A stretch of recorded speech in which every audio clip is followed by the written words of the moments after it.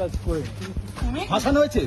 No, আমি এই কাজই করি না, এই ধরনের কোনো কাজে আমি ছিলাম। ইনকিলাব মঞ্চের আহ্বায়ক শরীফ ওসমান হাদি হত্যা মামলার প্রধান দুই আসামিকে 14 দিনের রিমান্ড শেষে কলকাতার আদালতে তোলা হয়েছে। গ্রেফতারকৃত ফয়সাল করিম মাসুদ ও আলমগীর হোসেনকে 22 মার্চ রোববার কড়া নিরাপত্তায় উত্তর 24 পরগনার বিধাননগর মহকুমা আদালতে পেশ করা হয়।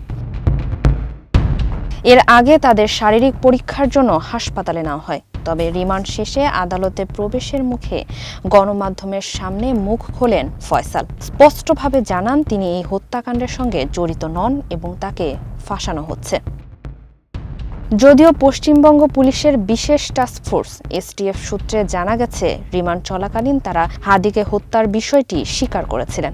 গত 7 মার্চ উত্তর 24 পরগনার বনগাঁ সীমান্ত এলাকা থেকে এই দুজনকে গ্রেফতার করে এসটিএফ। তারা অবৈধভাবে মেঘালয় সীমান্ত দিয়ে ভারতে প্রবেশ করে আত্মগোপন করেছিলেন এবং পুনরায় বাংলাদেশে ফেরার অপেক্ষায় ছিলেন। 2025 সালের ডিসেম্বরে রাজধানীর পল্টনে মোটরসাইকেলে আসা দুর্বৃত্তদের গুলিতে গুরুতর আহত হন ইনকিলাব মঞ্চের মুখপাত্র হাদি। পরে সিঙ্গাপুরে চিকিৎসাধীন অবস্থায় তার মৃত্যু হয়। এদিকে একই মামলায় গত শনিবার গ্রেফতারকৃত ফিলিপ সাংমাকে 14 দিনের জেল হেফাজতের নির্দেশ দিয়েছেন আদালত।